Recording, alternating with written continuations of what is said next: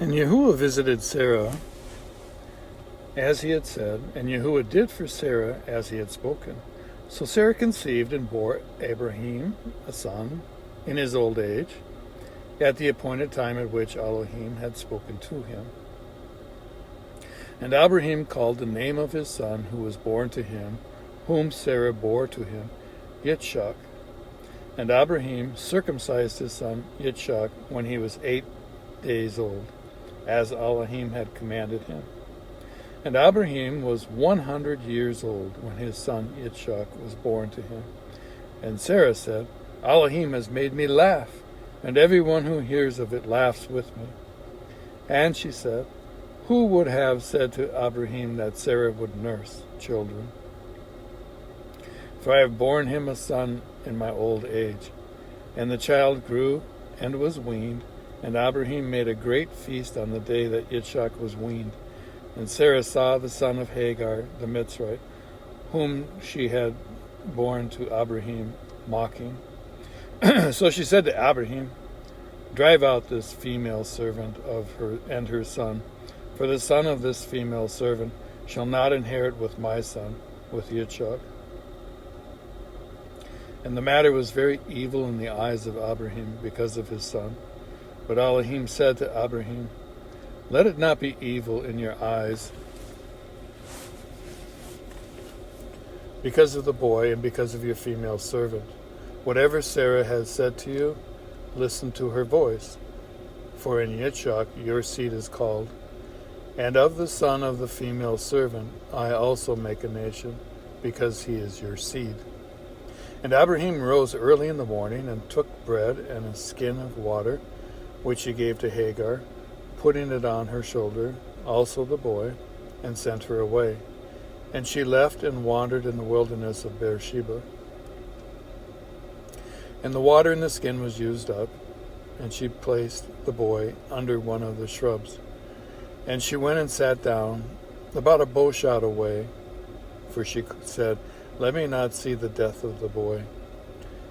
And she sat opposite him and lifted her voice and wept.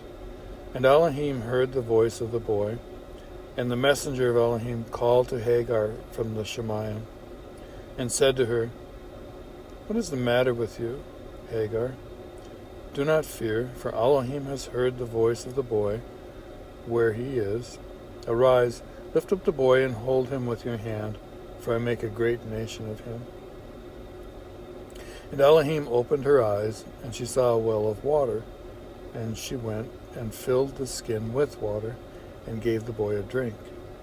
And Elohim was with the boy, and he grew and dwelt in the wilderness, and became an archer. And he dwelt in the wilderness of Paran, and his mother took an asher for him from the land of Mitzrayim. And it came to be at the time when Abimelech and Pichol, the commander of his army, spoke to Abraham, saying, Elohim is with you in all that you do. And now, swear to me by Elohim, not to be untrue to me, to my offspring, or to my descendants. Do to me according to the kindness that I have done to you, and to the land in which you have dwelt. And Abraham said, I swear. And Abraham reproved Abimelech, because of a well of water which Abimelech's servants had seized. And Abimelech said, I do not know who has done this deed, neither did you inform me, nor did I hear until today. So Abraham took sheep and cattle and gave them to Abimelech, and the two of them made a covenant. And Abraham sent 7 ewe lambs of the flock by themselves. And Abimelech asked Abraham, what are these 7 ewe lambs which you have set by themselves? And he said, take these 7 ewe lambs from my hand, to be my witness that I have dug this well.